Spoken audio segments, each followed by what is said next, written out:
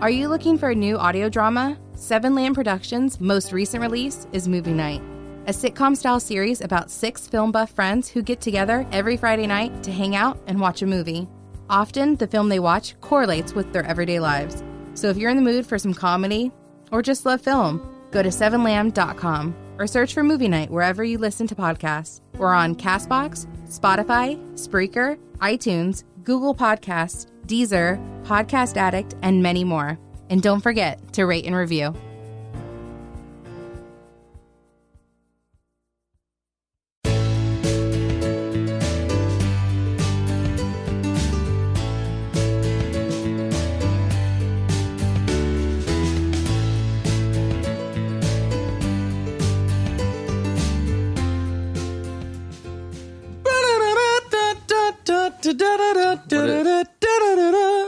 I don't think I am in it, right? Yeah, you're in it. You're right there. I see me. It's far away. I can't see. Hello, everybody. Welcome to the 24-hour podcast. We are back with another hour. It is now midnight. It is. Aye. New day. New day. We're already on Saturday. Dude, we cruised through Saturday. We did. We cruised through Saturday was now cake, it's baby. Just Saturday. Yeah, now it's just Sunday left. That's it. We revealed some new logos. We reviewed. We reviewed some logos, We revealed them and we reviewed them. But Yeah. they are they on Facebook or just Twitter right now? Yeah. Twitter? It's on Twitter and Facebook. Oh, okay. Both you of them. said yeah, but I didn't know if that Sorry. was like No. I was definitely trying to make sure the feed was up. We're good to go. Oh, okay. Yeah, I see. We're going live for this hour. It's actually just me and Jack. Boom! Had a cancellation, baby! That's one of them. So we've had one person late. Everyone else has been early. Yeah. Everyone Which else actually has Yeah. made it harder for us too, though. Yeah. Because we've had too many guests at a couple points. That's true. Oh, wow. We've had 2 times where I had no idea. We had 5 people. Yeah. Yeah, that was, we weren't ready for that. No, but it happened. But that's okay. We've had a lot of guests. We Amber and Brian and Jenny and like everybody. Like, that's good. We've had to call in. No Skype ins yet, but we have a Skype. Oh, we have a Skype in tomorrow. Yeah. At what time? Wait, no, today. I'm not going to say that until I go to sleep. Yeah, we have a Skype in at 4 a.m. Yeah. Oh, and yeah, that's right. I forgot about the. Jeez. Yeah, Okay. our international call. So we got a lot of stuff. Still My number cooking. one fan that's not named Megan Austin. Oh, Yeah. that's true. Number one. Yeah. Well, I can't wait to talk to that person when the time comes. Me either. But right now it is midnight. We are on hour 7. That's right. And we are 3 more back of these it. to go. Wait, no, not 3 more of these. 3 more what? 7-hour things, but I'm waiting for the next hour. The 8 hours in. Yeah, 8 hours will definitely, that's divisible into right. 24 evenly Yep. without a remainder. Yeah. That's how math works. So yeah, we decided to stream this one just so people can see. And we since wanted it's just people to us two. see the AC unit. Yeah, that's here not on. specifically. And it is starting to get pretty warm in here. It is getting a little warm. After we turn this particular portion of the stream off, I think we're going to kill the arcade business. Yeah, the arcades. It's probably heating us up a little bit. We also did have technically 5 on the podcast, but another 2 on the side, like waiting around. So like we had 7 people in here at one point. So that probably helped spice things up. Stream's trying to reconnect. Oh, man. Those interwebs, man. They'll do it to you. I don't know if I'm on Wi-Fi or not. Oh, that's trouble. I don't think I'm on Wi-Fi. You might want to go check that. I don't care. Okay. It's fine. My Apple Watch here is freaking out. I think it's excited About what? that we're doing this 24-hour podcast. It's like, yes. Finally.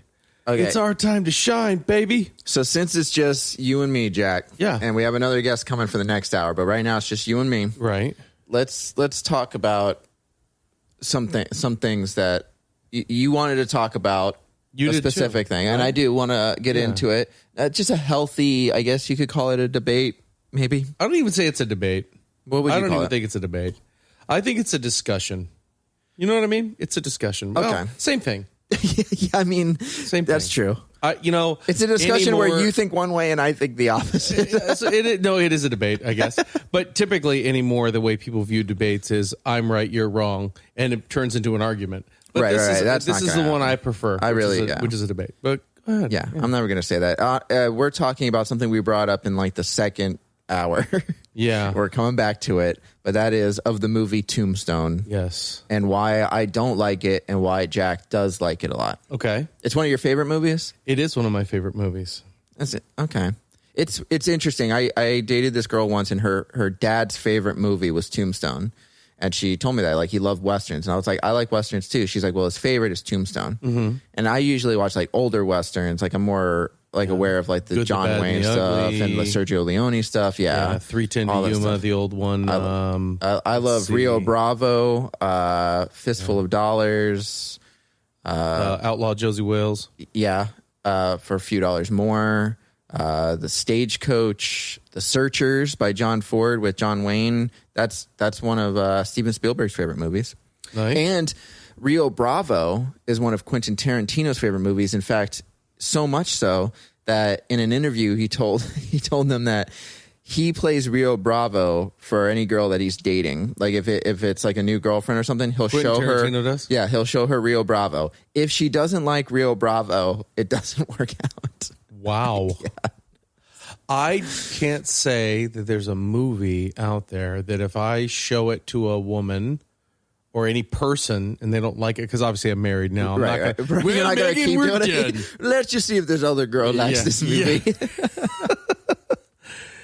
No, nothing like that. But I don't know. Tombstone is one of those movies that when people start getting in that discussion, that's one of those movies that I will bring up and say, what do you think about Tombstone? So it's been a while since I've seen it, so I won't be able to like reference a lot of certain points that you probably can because you like the movie a lot. The only thing I didn't really care for, like the main thing, and I like the cast. I like Val Kilmer and Kurt Russell, and there's a lot of like famous Michael Rooker is in it. Maybe No, is that in it? no. But the gentleman who plays Curly Bill is not in a lot of movies, I don't think. But he's on Broadway a lot. He's a world-renowned actor, but he's a Who's stage the bad actor. guy? That's Curly Bill. And Johnny Ringo, who is the guy from Terminator. Michael Biehn. That's the one I was thinking of. Yes. So Michael Biehn? Johnny Whatever Ringo is Michael He was Biehn, in Aliens and Terminator, yeah. Was he the main villain? I don't remember. I'm trying to think now. He turns out to be. I think my problem was they didn't introduce him until too late in the movie, and I kind of had this thing where like not showing the villain right away. They do show. He shows up in the very beginning. Was he? Yeah, he's there the whole time. I don't remember. He's there the whole time, but he's kind of like, he's their team star player. And he hasn't really had to show up.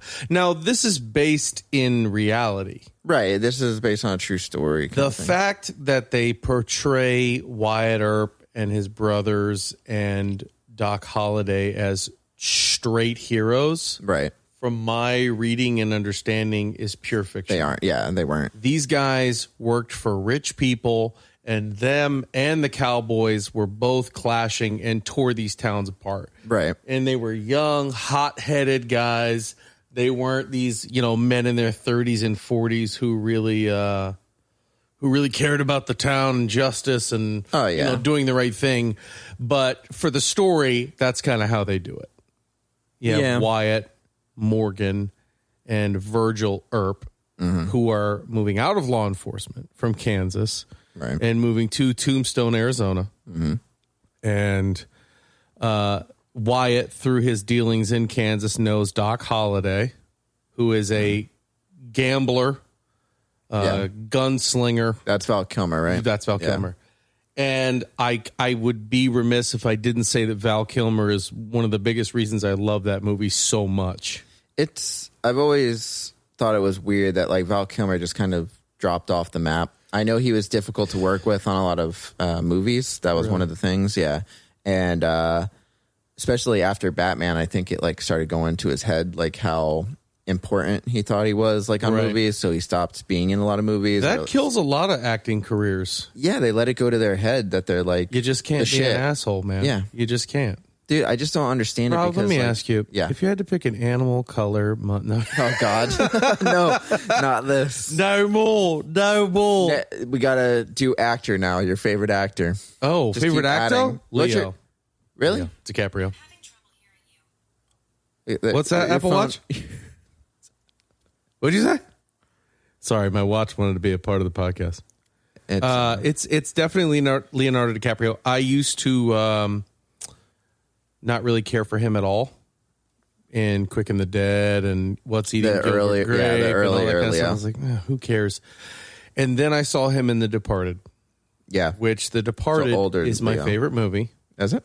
It is. It's a good movie. And in that movie, I got a lot of respect for Leo. And I loved him in Django and, a lot of these other movies that he's been in. I wasn't in... I did love Inception. I didn't see The Aviator. I've seen parts. I never watched the whole thing all the way through. Or Once Upon a Time in Hollywood. Haven't seen that I either. do like that movie. He's good in that. And that's like a slower build type movie, but he's really good in it. Nello Cammarota says, Val Kilmer. What? Best Batman, hands down, Michael Keaton. Yeah, no, we weren't talking about how good he was in Batman. That's when he got his ego went through the roof. Correct. Like he was too much. Yeah, and I don't think Michael Keaton is the best Batman. I think he did the best. Do you think it's Christian Bale? I think it's Christian Bale, yeah. I was never a huge fan of the earlier Batmans. Like I liked them. I just weren't. I wasn't in the comics that much then. I think we can all agree that Val Kilmer and George Clooney are sitting at the bottom of that barrel. George Clooney, yeah, I like George Clooney as an actor, but in Batman, not so much. That one was way too goofy. And I like Arnold Schwarzenegger and him, Mr. Freeze. Chill out. Chill. Take 2 of these and call me in the morning. So much. Baby. It was too much. Too many puns and everything like that. Definitely not. Just bad. Yeah. I'm not even a huge Tim Burton fan for like the first 2. They were fine. You know what I mean? Like they're good movies. Yeah. And I like Michael Keaton. I do too. I think with what he had to work with, he did an excellent job. Yeah. And so we've talked about this on the Alter Ego podcast. There's rumor of there being a Batman kind of Batverse, if you will. Oh, okay. And them bringing him in to be an older Batman for like a Batman Beyond scenario. I don't know if you're familiar with Batman Beyond. Like the Spider-Man universe? Like kind of. Into the Spider-Verse? Yep, kind of like that. Okay. I mean, him as an older Bruce Wayne mentoring a younger, more highly technological Batman in a Batman Beyond scenario. I mean, how do you feel about Robert Pattinson being the Batman? I learned this a long time ago with Heath Ledger playing the Joker. When I heard that Heath Ledger was going to play the Joker in Dark Knight, I immediately dismissed the movie. Yeah, you were like, this is going to be a lot of people stupid. A Knight's Tale? Yeah. 10 Things I Hate About You. Yeah.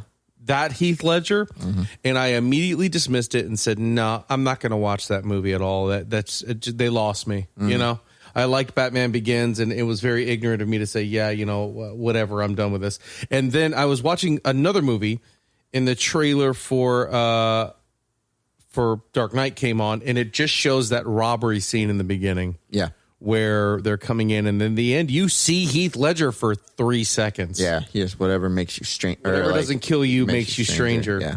And then they played his laugh over like the coming soon thing. Yeah. And I was like, okay, I'm sold. Maybe it'll work out. And it has gone on to be my favorite comic book movie of all time. Right. And Heath Ledger arguably being my favorite villain of all time. Right. I love how much he commands the screen in that movie, being only in it for 8 minutes, and still everybody talks about that performance. Oh, yeah, for sure. A lot of that stuff was improvised, too, like him meeting Maggie Gyllenhaal. It's the first time she'd ever seen him in makeup in the way that he was supposed to look. Right. And when he grabs her face and is telling her to look at him, right, that's all improvised. That's awesome. That's pretty awesome. Yeah. So back to Tombstone. yeah, like how we got really far Hold into on, Batman let's see mythology. what Nello. He says Val Kilmer in The Doors 100%, but as Batman, no, gracias. Val Kilmer and Kiss Kiss Bang Bang. That's what I heard. That was his big. That was a good like comeback movie for him. That's what I heard. That's what I heard. He gained some weight. He looks a little different. But I think RDJ was in that one as well. Yeah. That's a good like film noir type, like a neo noir type film. It was good. I need to see it. It's good. Because I haven't. It's solid. It's funny in parts. It's got action, suspense, and mystery. It's cool. That's awesome. I can't wait. But Val Kilmer in Island of Dr. Moreau, very bad. Yeah, Val Kilmer in The Saint. That's fine. But okay. So Tombstone. Here's the thing: is I don't remember a lot about it. I just remember I didn't really care for the villain. I like Michael Biehn as an actor. I just didn't like him as like the overall like they were gonna. And I felt like the whole like shoot. I don't remember specifically, but like the action scenes were very short. And for some reason, it felt like he was like jumping around a lot. And I don't remember. It does after they go to so there's that shootout at the OK Corral, right, where Virgil and Morgan get deputized and decide they want to go disarm the Cowboys, the Clantons and the McLowrys, right, which were the two of the major gangs that were part of those cowboys in that area. Yeah. And they go down there to disarm them. And Wyatt is like, he doesn't want to do that. He doesn't want to get involved. He doesn't want to be a part of it. He's like, but you guys are going down there and I don't want you to get killed. So deputize me and I'll go down there with you. And so they're going down there. Doc sees they're going down there and says, well, I'm coming too. Okay. And he says, Val Kilmer, what is his name? Kurt Russell says to Val Kilmer, you don't have to come down here. You're not a part of this. And he says, well, that's a hell of a thing for you to say to me. We're friends. If you're getting into it, I'm getting into it. Right. But Doc is going down there to pick a fight. Right. Doc's, I believe, my assumption in reading about that character, he was going down there to kill people. Right. And so they go down to the OK Corral. Things are extremely tense. Everybody's got their hands on their guns, but Wyatt and his brothers and Doc definitely catch the Cowboys with their pants down. Okay. And so I remember, there's this tense moment of, do we want to get into this fight? Do we want to just go to jail and get out and be done with it? Or do we want to stand our ground? Because we've been telling everybody all over town that if you come down here to do this to us, we're going to kill you. Okay. So they get down there, and there's a pivotal scene where one of the cowboys is looking at Doc, and Doc winks at him. Yeah. So in cowboy culture and gunslinger culture, if you wink at somebody, that was you telling them, I'm going to kill you. Right. So that guy takes that as a threat, instantly goes for his guns, which the Wyatts are already drawn. It's a fucking shooting fish in a barrel. Right. You know what I mean? Yeah. That's obviously it's shot differently to look like it's more of an even fight, but it's not. Right. Doc does his thing. I think Virgil gets shot. But after that, the Cowboys attack them without them seeing it coming. And it's in the middle of the night. Yeah. And they kill Morgan, the baby brother. Okay. So when they kill Morgan, Virgil's like, who's the oldest brother? I'm done with this. I'm done. I'm leaving. Not fighting people. I just buried my baby brother. I'm done. And so after that happens, they take it a step further and try to kill Virgil on a train. And then that's kind of it's kind of a half-ass montage from there. I'll give you that. Okay. Because that's where Wyatt shows up, kills one of the cowboys and says, this is it. I'm now a U.S. Marshal. My job is to eliminate all of you. And so he gets Turkey Creek Jack Johnson and one other guy, I can't remember his name, Doc, and him, and they are going across the country just killing cowboys. Yeah. He tells them, if you see, I see a man wearing a red sash, I'm going to kill him. And so then they show that whole across the nation, them killing him. Yeah. I mean, maybe that's like the point at which I fell off. Because I feel like there's like halfway through the movie, I was like, I just didn't feel invested anymore. But I thought there was like time jumps or something where it just felt like kind of Like there was just a lot of stuff, and it felt like they were just moving from one point to another point. But like I don't even remember. I just remember like kind of zoning out at that point and being like, I just can't follow. Like for I wanted to enjoy it because I heard good things about it, and I heard that a lot of my friends who maybe don't like Westerns that much, but they always liked that movie as a Western.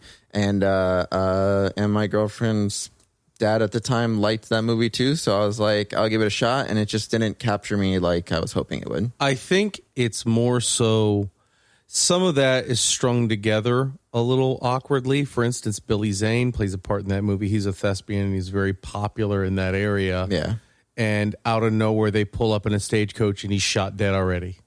Yeah, I felt like they were introducing like some characters that like for me were like bigger actors that I thought were going to have more. And they just kind of like, even Michael Biehn, for some reason, I don't remember Michael Biehn that much in it except for like one scene. And then like, and I'm not saying that you can't do that. Like, you know, if that's what the movie is and having like, you know, a large cast or whatever, like that's cool. But I felt like it felt like a little jarring to me. Yeah. I'll say that. But again, it's been a long time since I watched it.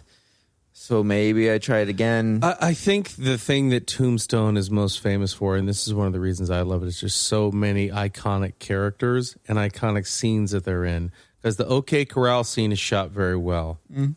The gunfight between Doc Holliday and Johnny Ringo is done very well. Right. And for that movie, you have to know some of the backstory to know why it's, you know what I mean? Right. It's so good. If you don't know a lot about that story... yeah, you're right. It's going to look like just another Western and be like, oh, okay. Because at the end, it does jump around a lot, but you're also trying to span Wyatt Earp's entire life. I mean, maybe, yeah, that might be. Well, not entire life. His time in Tombstone and more pivotal moments after. But, like, I love Butch Cassidy and the Sundance Kid. Like, I love that movie. And that movie does span... It's a little weird because they do, run away because they're being chased... And they end up going all the way to Bolivia, and they live there. And it does take a drastic turn for that. I don't know. It's probably halfway through the movie. Yeah. Now they're in Bolivia, and they're robbing banks down there in South America. And it's a little weird, too. But then it felt like it still was progressing, like, in the way of... They just cut out, like, that middle part of, like, how they... I mean, it showed how they adapted... in Bolivia, but then it did like its montage and all that kind of stuff. And like eventually, you know, they get chased or whatever, and the policia or whatever comes after them. And I don't know. That's one of the challenges with Westerns is, you know, trying to make them an epic is kind of hard. It's hard to make anything when you're using like if you're trying to tell a person's whole life story in 2 hours, it's hard. Yeah. Because I know it's been done in movies and stuff, but I watched like a movie called Judy with Renee Zellweger. She won like the Best Actress Oscar last year. Renee's a big fan of the show, right? Yeah, obviously. She's probably watching the stream right now. She's one of the four, yeah. But that's about Judy Garland in her last 2 years. Like, that's just all it is. It's just her last 2 years alive. Lincoln with Daniel Day-Lewis is about like pretty much his last few years as president and stuff like that. So it's like, it's hard to tell like their whole life story, like in that sense. So like doing a 2 hour movie on like a year or two of some important detail of their life, I think is a lot easier. I think my buddy Neil is here. Yeah. Oh, is he? You can come on. I told him, come on in, yeah. He's never been here before, so I might go grab him. I was going to say, you might want to go tell him I can keep talking. No, that's all right. But, you know, I agree. With a Western, it's hard to do, but there's not a lot to choose from, really. You know what I mean? I mean, not nowadays. The Westerns were big in the 40s and 50s. You're getting a call right now from Brent Wilkins. Oh, snap. And that cut off the live. It should still be going live, right? I don't know how it works. Maybe. I'm going to go get my buddy and be right back. I'm going to keep talking. I'll talk to these people about Westerns. So as Jack goes out there, I'm just going to mention that the Westerns were very popular in the 40s and 50s, and that's why they were great. But nowadays, not so much. Nowadays, there's only like one every once in a while. And Jack's introducing his friends, and it looks like the live stream is still going, so it's all good. And we got pizza. We got pizza and some other food. Hopefully it doesn't have mushrooms on it. And Jack is going to set this stuff. But, I mean, if you want to just... I mean, we could still move the mics and stuff. Yeah, we still could. Yeah, for sure. All right, well, have a seat. Make yourself comfortable. I mean, we still got another 10 minutes. Yeah, have a seat. Grab a mic. I'm actually going to play some... So he's going to do the arcade thing. He's going to play arcade in the background. Yeah, that's fine. Yeah, so other than just like the shoddy timelines, that's what you don't agree with on Tombstone. Yeah, it was hard for me to really I just didn't feel invested. I don't know. And I like a lot of Westerns, older Westerns. The problem with that is the main confrontation that starts in Tombstone doesn't end in Tombstone. Right. Yeah. No, I get that. And so to finish that narrative, you got to kind of jump out and do a couple of things. And obviously that iconic scene of Wyatt Earp walking across the river and everybody shooting at him and not a single bullet hitting him. You know what I mean? I don't mind. I watch a lot of even if I were to pick Westerns I watch a lot of the John Wayne stuff, and they're very he's on a horse, he's shooting people, he's not going to get shot. It's John Wayne. It's John you know Wayne, what I mean? Yeah. I know from a movie standpoint, he's not going to get killed and stuff. So it's not I can suspend my disbelief for those kind of moments, especially in movies, because I know it's a movie kind of thing. I know Tombstone's based on real events. We know people don't come from outer space with hammers that shoot lightning, and they don't. Yeah, not yet. Not that we know of. Not there yet. Could be a couple. The whole suspension of disbelief. That's why,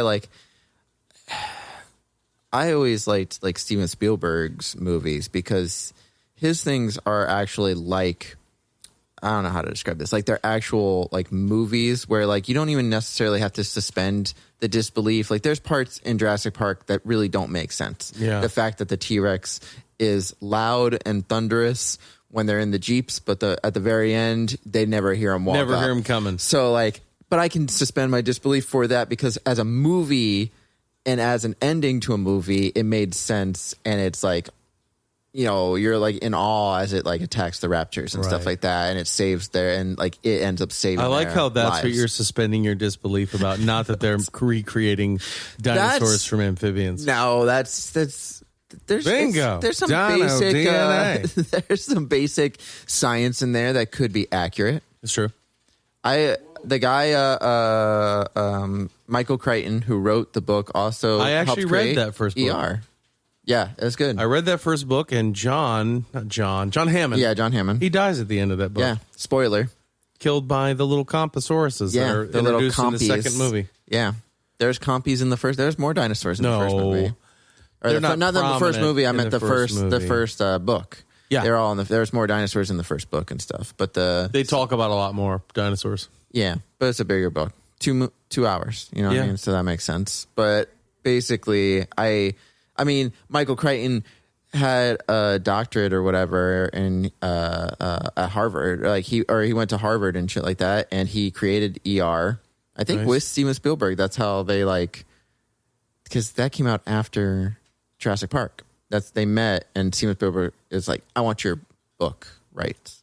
I want them right now. And then he was write a sequel, and Michael Crichton did write a sequel to his book, The Lost World. And then, but they didn't use any of it really for the movie. Yeah, it's all different. Sorry, we're gonna go with Ian Malcolm on this one. yeah. Even though everyone clearly thought he should have been dead. Ian Malcolm. Yeah, but he's look at my pillow. I got Ian Malcolm on a pillow right here. I see that. This is if anybody watching on the stream at watching home the live stream wants to see. It's a him good with his shirt off. Or, well, not his shirt off, but just open. After they've brought him home, he is in no pain whatsoever. Right. He's sitting up after he has been in the jaws of a Tyrannosaurus Rex that, in theory, had all of his legs, which, let's talk about their teeth size, which is probably massive. Yeah, his feet are okay. Threw him into that bathroom. And there's no teeth marks through his stomach or his back. Yeah, he's fine. It was his legs. Just a little T-Rex bite. It was mostly his legs, and the T-Rex ate the lawyer instead. That's true. Gennaro. I think it was Gennaro. The only one on my side is the blood-sucking lawyer. That's how he laughs afterwards. That's right. Yeah, John Hammond. Condors. If you had a flock of condors on this island, no one would say anything. Yeah. I like that. But then you patent it, you slap it on a plastic lunchbox, and now you're selling it. That's one of my favorite movies.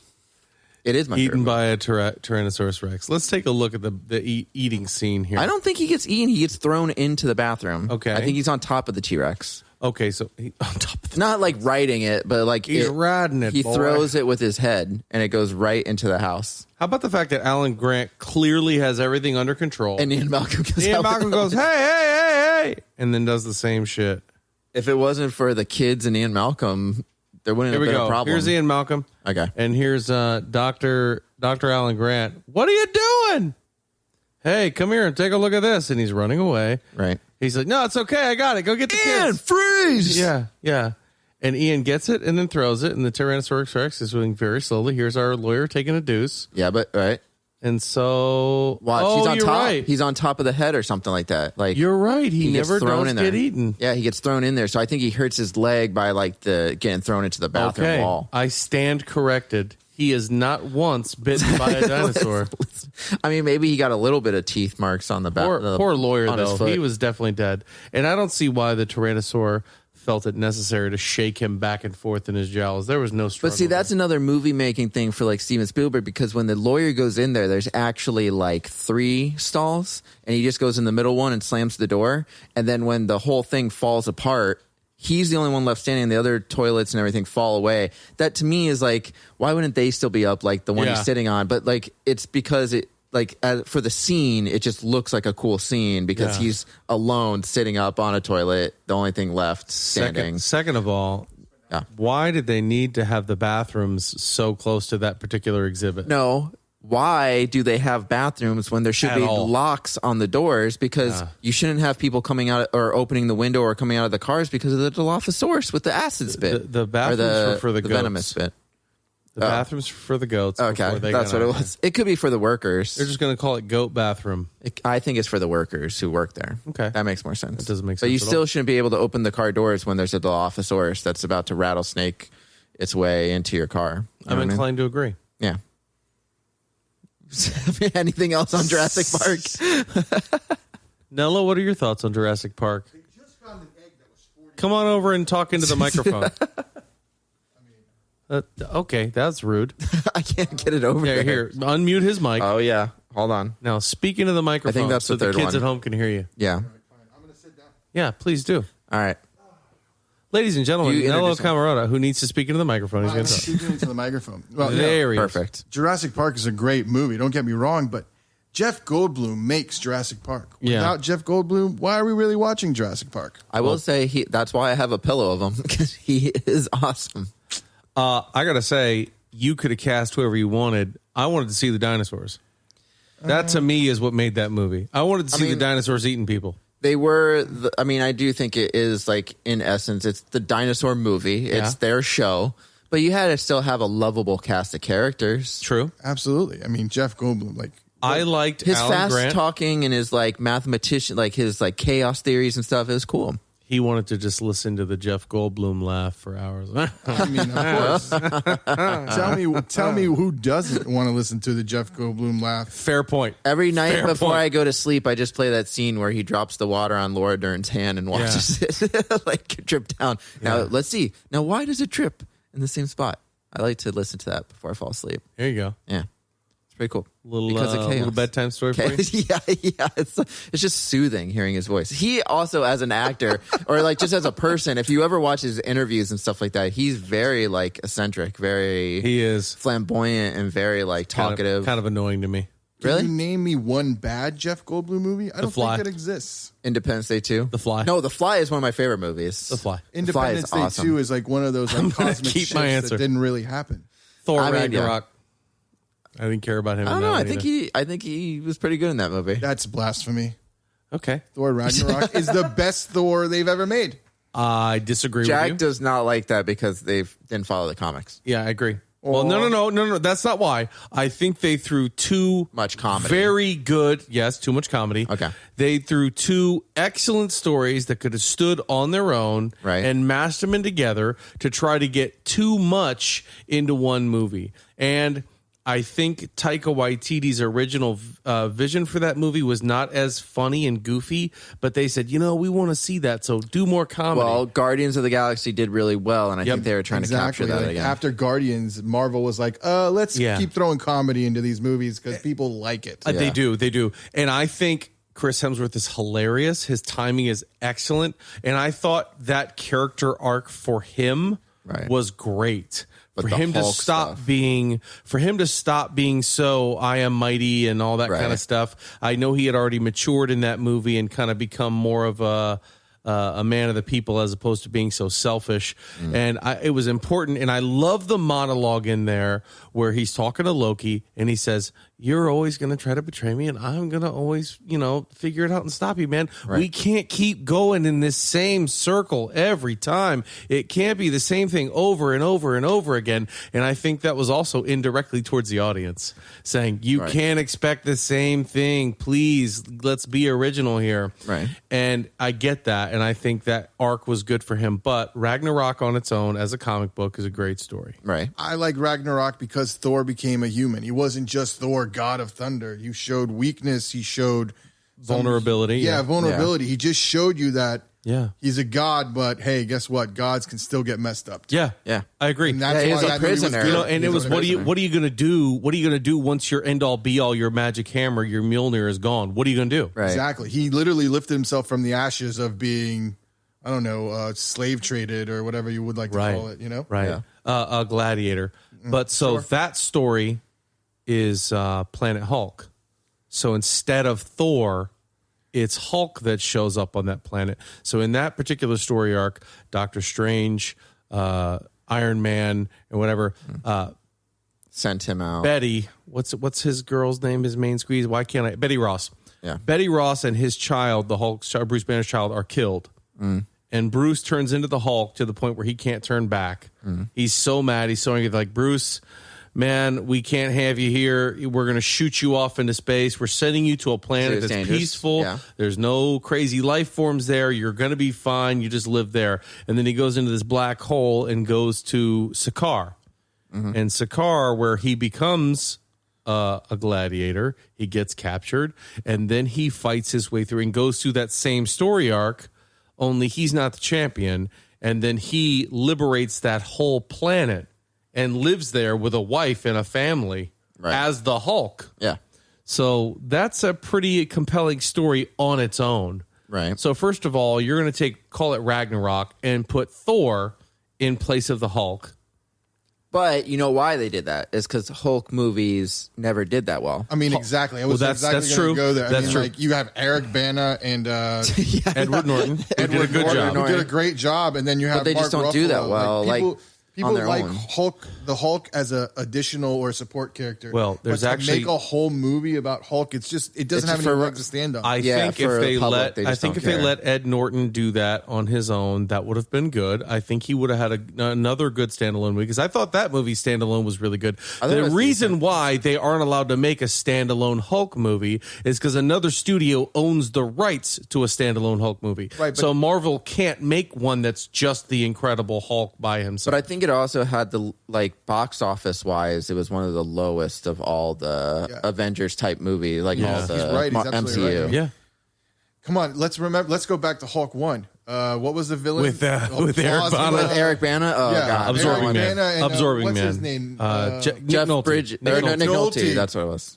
I mean, give me a break with the villain. He was like a cloud or something like that? He was the Absorbing Man. Okay. Like he gave him like his gamma powers, and then he started absorbing the powers and became a cloud. Or the mutant poodle was the. I didn't like that. The idea of that. They look so fake and God, it was cartoony. I didn't like that. And then what was the second one? What was the second? What was the villain? Who was the villain in the second one? Abomination. Abomination. Who was a good villain. Tim Roth or whatever. Well, I think Tim Roth, when he was starting to kind of change a little bit, that looked terrible.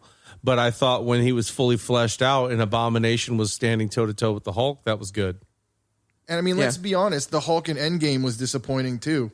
I don't want to see smart when Hulk. He was Smart Hulk. I don't want to see smart Hulk. I didn't come to pay Marvel to see smart Hulk think, oh, well, maybe if I just said, hey, could you please stop, he'll stop. I came to see Hulk smash, Hulk bash, let's get her done. Yeah. Yeah, but, at the same time, I think they wanted to say, because in the comics, there's a lot of different versions of the Hulk. There's the Gray Hulk. There is the Smart Hulk. Professor Hulk, as he's called. Right. There's World Breaker Hulk. There's all that. So they wanted to try to show some form of versatility in the character. And I think they're going to revisit that. I think Professor Hulk is going to go away at some point. I hope he goes away as soon I think as possible. I think he will.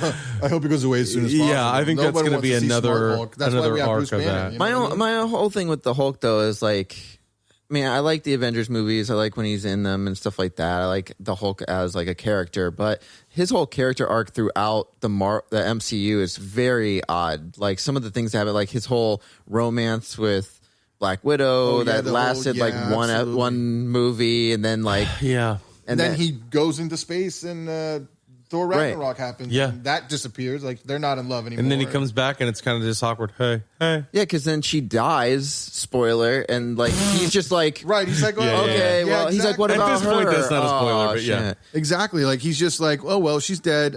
Even in the original Avengers one, he's like, he can't control his anger until the end when he's like, no, I can. And then it's just like, oh my God. Yeah. Like, I got you. That's 100% true. I was like, there's a whole battle on a ship where That's my secret, Captain. I mean, you destroyed New York. Right, because you couldn't. And all of a sudden you're like, you know what? I can actually control myself. And, because I'm always angry. This bad. Yeah. Give me a break. I mean, Hawkeye was devastated, and he wasn't even the love interest at that point. It wasn't supposed to be right. Hulk They were just like friends. I mean, they were close friends, but Hulk was technically the one that was like, had a love thing with her. Yeah, but Hawkeye was definitely like the hey there, lifelong big guy, friend. Right. Yeah. But it's still sun's getting real low. You know what I mean? I did feel bad in Endgame because like at the very end, everybody is like standing around for Tony, but like Black Widow and Vision, nothing. Like they don't even get like a little picture. Like, well, Vision is a toaster, and Black Widow is one of those people who doesn't want people to show up. I mean, honestly, I get it. Do you really want Elizabeth Olsen to be going out with the Vision? Let's be real. I mean, no, but I'm just saying, like, just say something. Yeah, I do. You know, you're like watching. No, you don't. I do. I want to see lie. that. It's stop it. I'm going to watch WandaVision when it's out on Disney Plus. I mean, we all are, but that doesn't mean I don't want to see it, but I'm going to watch it. Like at that point, when Vision died, you're like, oh, that's too bad. Well, you really weren't, Vision didn't really get a lot to do in the movies. His arc is pretty bad. Yeah. Thank you. That one. Not missed. No he's one will miss him. He's a good character, but his arc is kind of in the MCU it just wasn't much. Yeah. So he's born in the second Avengers movie. Yeah. He's in Civil War. He uses his and laser. then he's in Endgame and dies. Infinity War. Infinity War, yeah. Infinity I don't think War. he was in Endgame He's not at in all. Endgame at all. No, he's not.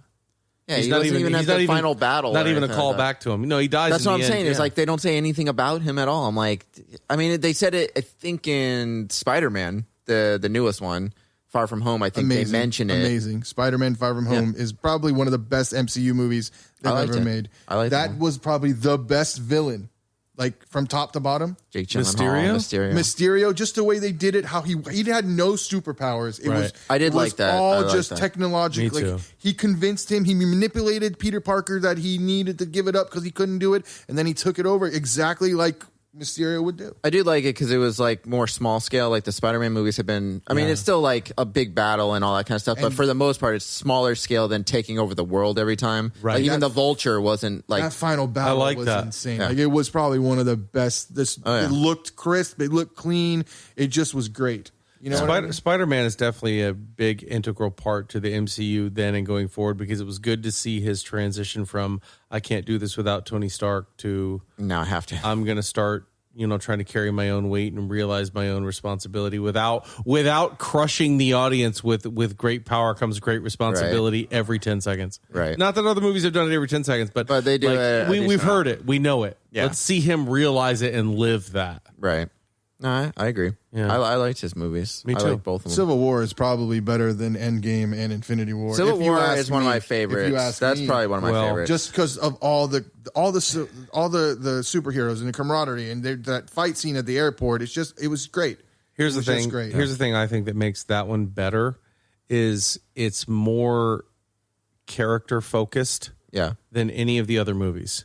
You're not talking about end of the world. You're talking about a mass majority that loves Captain America and also loves Iron Man and Tony Stark. You don't want to see them fight. So every moment of this, you already want it to be concluded, and you see these friends fighting. Like you see Hawkeye go up to fight Black Panther and go, "What's up, man? I'm Clint." Yeah, he's like, "I don't care." Yeah.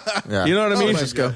Yeah, I was like, this is so much better because sometimes with these movies, not just Marvel movies, the end of the world is kind of an old hat thing. I don't like the end of the world stuff anymore. Like, I mean, it is what it is. It's going to be there. It's always going to be trying to stop like the ultimate villain. That's what they're going to do. Mm-hmm. But in the sense of like even Suicide Squad, that should have never been an end of the world thing. That should have just been like a little heist movie. Yeah. Like the fact that it turned into like this end of the world thing. I'm like, well, why not have fucking Batman or Superman stop here them rather than this ragtag group? That's my thing. That's my thing. Because Suicide Squad is over in 15 minutes if somebody calls Superman and says, "Hey, did you know this is going on?" He's like, "Oh no, I had no idea." Why would you round up a bunch of ruthless thugs to deal with an end of the world scenario? It made no sense. Yeah, it was too large scale for that, and it's just like I don't know. I agree. And so here's another thing, too, that just came out before we started recording this podcast. Mm-hmm. Now they're saying, oh, you've got to see the David Ayer cut of Suicide Squad. I'm like, dude, listen, don't tell me about these crap movies and then tell me, well, I know it sucked, but did you see the director's vision? The director's vision should be the final product that you put on screen. I understand studios do step in sometimes, but it's like, it's still... It should still be a decent movie, even with like I love Blade Runner. There's a couple cuts of that, but all of them are at least decent movies. Like, you know what I mean? So yeah, there might be a director's cut now, but it doesn't change a lot. Call me about the director's cut for a great movie, not for a crappy movie. I mean, so that means you're excited for the Justice League director's cut? Like, I'm not excited about it because I've already said the same thing about this on the Alter Ego podcast. I said, you know what? You already shot your shot, man.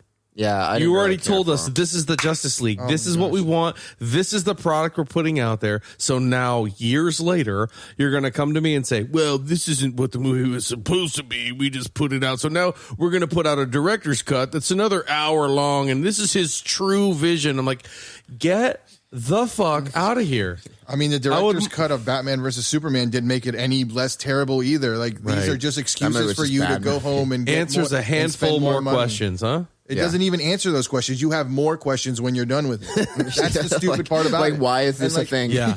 If you look at Zack Snyder's scenes and that were taken out, they add nothing to the movie except for maybe some fire and hell. Great. Congratulations. Woo! Fire and hell. Yeah. All right. Cool. Hell, fire. Now I'm in. And that's why DC is not making the best movies. There's some that are decent, but for the most part, they're these guys are starting to, and like I said to you about the whole Batverse that they're starting to do. Yeah. I'm like, have you guys seen any X-Men movies? Yeah. You have X-Men, then Days of Future Past, then Apocalypse, then back to other guys. It's like, take notes. Take notes here. Stop going back. Yeah. The best superhero story is the Phoenix Saga, and Marvel, X-Men, whatever you want to call it, has tried twice and has failed twice. Fox. They have failed twice. Yeah. At one point, you got to be like, you know what? We can't do the Phoenix Saga because we failed. Yep. So here's my question to you two, since you guys are the comic book humans. He's the movie guy. I'm a movie guy, not necessarily comic book. He doesn't join me for all three guys. Which Phoenix Saga is worse? The first one. Yeah. I don't know about that. I mean, they're both terrible. But if I had to guess, like what happens what happens in the second Phoenix movie besides her screaming and flames everywhere? What else does she do? They don't really dive into her as a character, I don't think. That was the lowest grossing X-Men movie, was that last one? Yeah, because nobody wanted anything to do with it. They're like, this is done. It's been done before. Who cares if you got the girl from Game of Thrones? I don't want to see this anymore. That was the only legs that movie had to stand on, unfortunately, which is sad. And they even got Apocalypse wrong. And I was so sad because I love X-Men. I am an X-Men, the animated series guy. I could rewatch it. I rewatch it sometimes just for fun. Right. One of the best cartoons, best animated series ever made. You have a template there. You tell me you can't make a good movie just off of that alone. Not to mention the hundreds and thousands of comics that have been written on X-Men alone. I think a lot of that comes to the fact that they just think that because they have the name, they think we're good enough, and they don't really have to spend that much time on screen, and people will watch it. I really think that's the case with almost any blockbuster nowadays, especially if it's a sequel. Like, they don't need to really work too hard on a script as long as it meets certain criteria of action, story, and it's got these big names. It's good enough. Let's just put it on the screen and get it out there. You worked with Zack Snyder, I can tell. Zack you Snyder. Zack Snyder, you must have been pitching ideas to him or something, because that's exactly what he does. Yeah, he besides the Dawn of the Dead remake, I don't like really any of his other movies. Yeah, I haven't seen anything where I've been like, whoa, this is blowing me away. Like, every one of his movies are just like full of slow motion. I mean, I guess Watchmen was okay.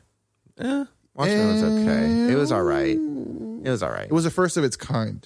And that's why it was unique, okay. But I liked a unique idea and a unique take of it, and no one had really heard of the Watchmen. And it actually did follow the comic book pretty closely, which I think saved him, because when he deviates too far is when, like, I mean, he uses that as Rorschach, the crazy wild card. You never know what he's going to do. People love that. Yeah, I mean, I'm just saying it was like a decent movie, whereas the other ones just haven't. They're just not good. He adds in all this slow motion. Like, if you sped up his movies to a normal speed, his movies would be like an hour long. Like, you could, like, it just, he slows down fucking picking up water in fucking 300.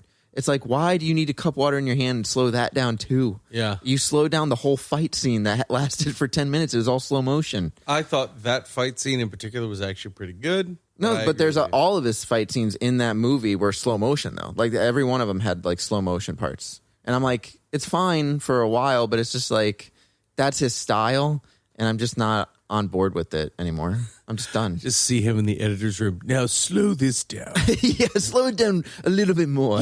Okay, right? Let's make it almost still. Yeah, just put a still image on the board. Yeah. There's perfect. What time are we at? Should we wrap it up real quick and then like come back in 5 minutes? Take a little stretch break and jump back on. Yeah.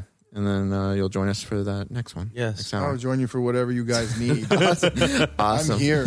All right. All right, so we'll come back. See you guys soon.